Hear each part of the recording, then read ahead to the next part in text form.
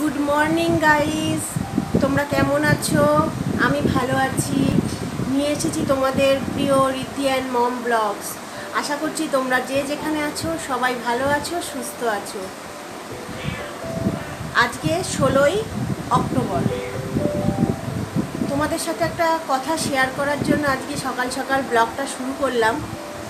ওই দেখো আমার পঞ্চু চলে এসেছে। আর পঞ্চু আর তোমাদের সাথে একটা কথা শেয়ার করব বলে আজকে বসেছি। কথাটা হচ্ছে, আজকে আমার হাজব্যান্ড, তোমাদের দাদা, আমার সাথে খাওয়ার জন্য আবার বলেছে যে আমার সাথে খাবে আবার একসাথে। তোমরা তো জানোই 18ই সেপ্টেম্বর আমি যে ভিডিওটা আপলোড করেছিলাম সেটা ডিলিট করে দিতে হয়েছে। যদি কেউ দেখে থাকো তাহলে বুঝতে পারবে যে কি হয়েছিল। তো এতদিন পর্যন্ত আমাদের মধ্যে একটা মনোমালিন্য ছিল, এখনও আছে, পুরোপুরি নির্মূল হয়নি। তো কালকে থেকে তোমার দাদা পয়সা দিচ্ছে বাজার করবার জন্য। তা আজকে আমি রান্না করছি। সত্যি কথা বলতে এতদিন ব্লগ করিনি, মায়ের বাড়ি ছিলাম। লক্ষ্মী পুজো, দুর্গা পুজো আমার ভালো কাটেনি। লক্ষ্মী পুজো মার বাড়িতেই ছিলাম, করেছি ব্লগ কোনো রকমে। তো কালকে একটু ঘুগনি করেছিলাম, আর আজকে বেগুন ভাজা, পটল ভাজা, মূলো দিয়ে ডাল আর চাল কুমড়োর ঘন্ট হবে। যাই হোক, দুঃখের কথাটা তোমাদের সাথে শেয়ার করেছিলাম, ভাবলাম আজকে যখন ভালোটাই হয়েছে তখন সেটাও তোমাদের সাথে শেয়ার করা উচিত। তাই তোমাদের সাথে আজকে শেয়ার করলাম। কষ্ট হচ্ছে জানো, এখনো মেনে নিতে পারছি না। বাট এই দেখো, সেই দাগটা দেখো এখনো আমার গলায় রয়ে গেছে। দেখতে পাচ্ছ তোমরা? জানি না ভালো করে দেখতে পাচ্ছ কিনা। সেদিন যদি একটু 19-20 কিছু হয়ে যেত বন্ধুরা, তাহলে তোমাদের সাথে আমার ব্লগ করা হতো না। যাই হোক, আমার একটা মেয়ে আছে, তো তোমরা তো জানো রিদ্ধি আছে। তো রিদ্ধির মুখের দিকে তাকিয়ে সব মায়েদের সব কিছু মানতে বাধ্য হয়, আমিও তাই। তোমরা ভালোবাসা দিও যাতে সংসারটা ভালোভাবে হয়, ভালোভাবে পড়তে পারে। কোনো মেয়ে তার সংসার ভাঙতে চায় না, আমিও চাই না। আমিও সংসারটাই ভালো করে করতে চাই, কিন্তু পরিস্থিতি মাঝে মাঝে আমাদেরকে এমন জায়গায় টেনে দাঁড় করায় যে পারিবারিক পাশের লোক সবাই ঘরের বউদেরই ভুল বোঝে।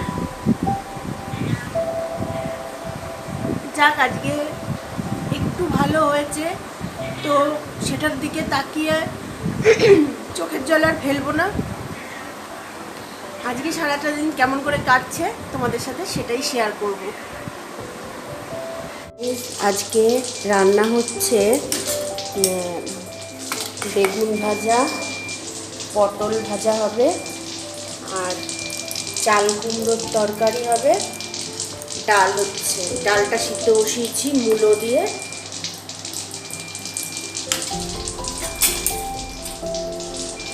পটলটা ভেজে ডালটা ফোড়ন দিয়ে চাল কুমড়োটা বসাবো। আজ রান্না করছি, সত্যি কথা বলতে চাই, 18 তারিখ থেকে কালকে পর্যন্ত আমি শুধু ভাত আর আলু সিদ্ধ ছাড়া আর কিছু রান্না করছিলাম না। তোমার দাদা হয়তো সেটা ফলো করেছে, যে মেয়েটাও না খেয়ে রয়েছে।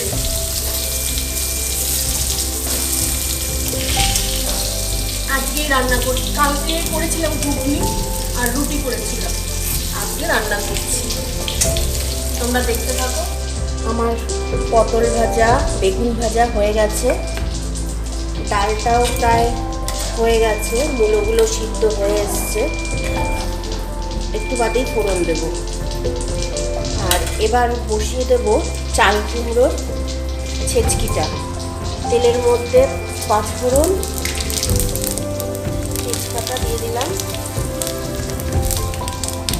শুকনো লঙ্কাটা গাইস এতদিন শুকনো লঙ্কা ছিল, তো শুকনো লঙ্কাগুলো না ড্যাম্প পড়ে গেছে, সেই জন্য আর শুকনো লঙ্কা দিলাম না, আমি কাঁচা লঙ্কা দিয়েই করব। কাঁচা লঙ্কা দিয়ে আরও বেশি টেস্টি লাগে। তোমরা করে খেয়ে, একটু ঝাল ঝাল হলে, চাল কুমড়ো ঝাল আর মিষ্টিটা যদি ভালো হয়, তো ঠিকঠাক দেওয়া হয়, তাহলে চাল কুমড়োর খুব টেস্টি হয়। তো বলেছিলাম কালকে ঘুগনি রান্না করেছি, রাত্রে ঘুগনি আর রুটি খেয়েছিলাম। তো এই দেখো মাংস দিয়ে, মুরগির মাংস দিয়ে কালকে একটু ঘুগনি করেছি, সেই ঘুগনি রয়েছে। আর মা একটু মাছের তরকারি পাঠিয়েছে সকালবেলায়, মেয়েকে নিতে এসেছিলো বাবা, তখন দিয়ে গেছে। আর কালকের ভাত রয়েছে, দেখো একদম ঝুরঝুরে ভাত, ফ্রিজে রেখে দিয়েছিলাম, একদম খুব সুন্দর ভাত রয়েছে। তাই ভাবলাম এই ভাত কটা দিয়ে, ঘুগনি দিয়ে আর মাছ দিয়ে সকালবেলায় খেয়ে নিই।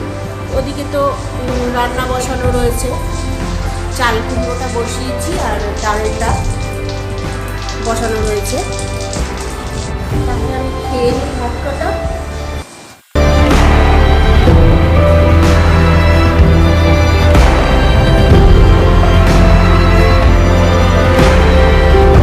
করেছে দেখো,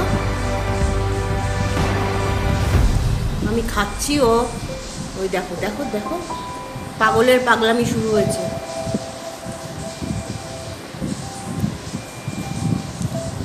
আরে পঞ্চু, কি করছিস? কি করছিস? হা হা হা রে, কি খেলছিস ওটা নিয়ে? কি হচ্ছে, নিজের লেজ নিয়ে খেলছিস? নিজের লেজটাকে নিয়ে খেলছিস? মাথাটা গেছে, পুরো খারাপ হয়ে গেছে, পুরো খারাপ হয়ে গেছে। হ্যাঁ,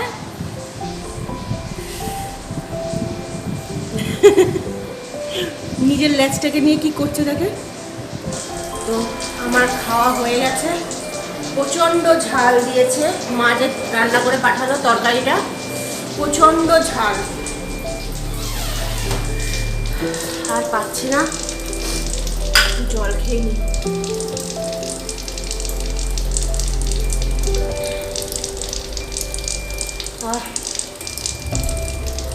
ঠান্ডা জল খাচ্ছি, তাও ঝাল যাচ্ছে না, প্রচণ্ড ঝাল, প্রচণ্ড ঝাল। এদিকে ঘুগনিটা একটু গরম বসিয়েছিলাম, ঘুগনিটা হয়ে গেছে। চাল কুমড়োটা হয়ে এসেছে, চাল কুমড়োটা হয়ে গেলেই রান্না কমপ্লিট বলতে পারো। আর ডালটা একটু ফোড়ন দেবো, হয়ে যাবে। আর বাকি আছে ভাত, ভাতটা একটু দেরি করে বসাবো, 1 ঘন্টা 1.5 ঘন্টা পর বসাবো ভাতটা, কেননা প্রায় 2, 2:30, 3টে বাজে খেতে খেতে। ভাতটা ঠান্ডা হয়ে গেলে ভালো লাগে না, ভাতটা একটু গরম গরম থাকলে ভালো লাগে।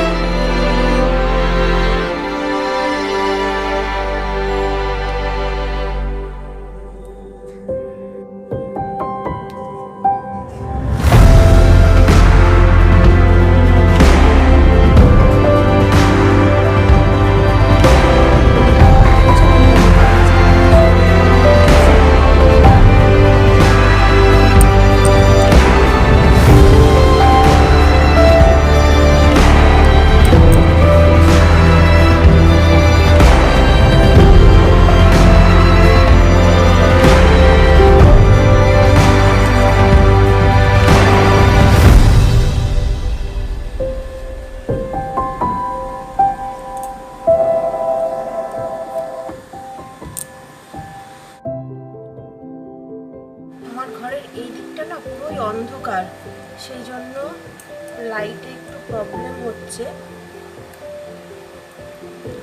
আর আমার আয়নাটা ঠিক এইখানটায়, ওই জন্য একটু সিঁদুরটা পরে নিয়ে দাঁড়াও 1 সেকেন্ড দেখি ফ্ল্যাশটা জ্বলে কিনা। হ্যাঁ জ্বলেছে, বাহ, ভুলেই গেছিলাম ফ্ল্যাশটার কথা।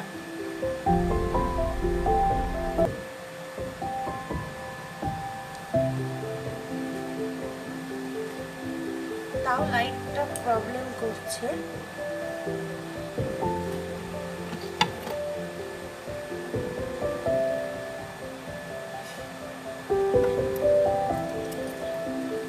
একটু সিঁদুরটা পরে নিই।